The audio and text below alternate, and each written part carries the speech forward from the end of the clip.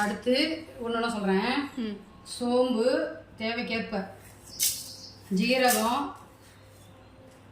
மிளகு, ஏலக்காய் 4, பட்டை 3, கிராம்பு 3, பிரிஞ்சி இலை 3,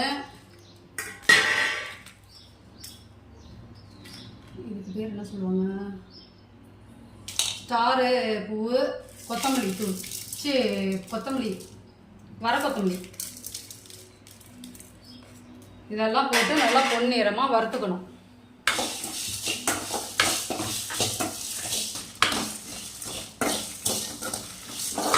பொன்னிறமாக வந்ததுக்கப்புறம் ஆற வச்சு இதை வந்து பவுட்ரு பண்ணி எடுத்துக்கணும். அவ்வளோதான். வெட்டி வச்சுருக்க வெங்காயத்தை இதுக்கு வந்து சின்ன வெங்காயம் போட்டிங்கன்னா சூப்பராக இருக்கும். அதே மாதிரி நல்லெண்ணெயில் செஞ்சிங்கன்னா சூப்பராக இருக்கும். நல்லெண்ணெய் இல்லாத பட்சத்தில் எந்த மாதிரி சமைச்சிக்கலாம். நல்லா வணங்கட்டும். இஞ்சி பூண்டு பேஸ்ட் வச்சுருவோமா. உப்பு வந்து போட்டுக்கலாம். போட்டுட்டு நல்லா வெங்காயம் வந்து சுருள வணங்கணும். நல்லா பேஸ்ட் வந்து கொஞ்சம் போட்டுக்குவோம்.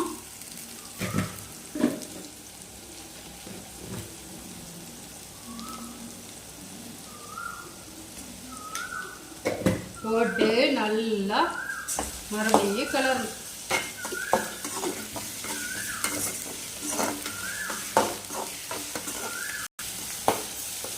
இப்போ வந்து தக்காளியை நமக்கு வேணுங்கிற அளவு சேர்த்துக்கலாம். முட்டைக்கு தகுந்த தக்காளியை சேர்த்துக்கோங்க.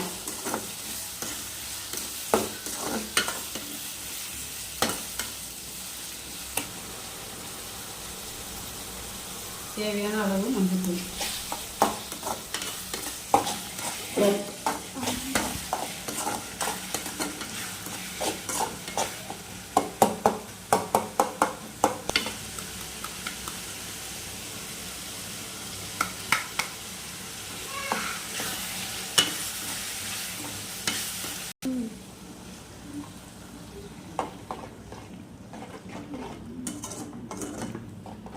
ஒரு தட்டை போட்டு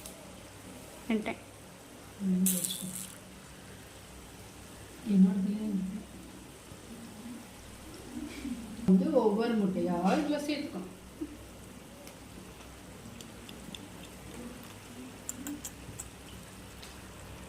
செட்டிநாடு முட்டன் கிரேவி.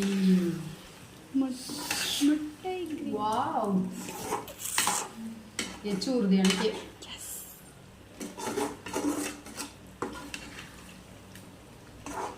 போட்டு ரொம்ப குத்தக்கூடாது, முட்டை உடஞ்சிடும். நிறம், மனம், சுவை. இப்போ வந்து கருவேப்பிலை, மல்லித்தலையை தூவி இறக்க வேண்டியதான். செட்டிநாடு முட்டன் கிரேவி. முட்டை கிரேவி ரெடி ஆயிடுச்சு மக்களே.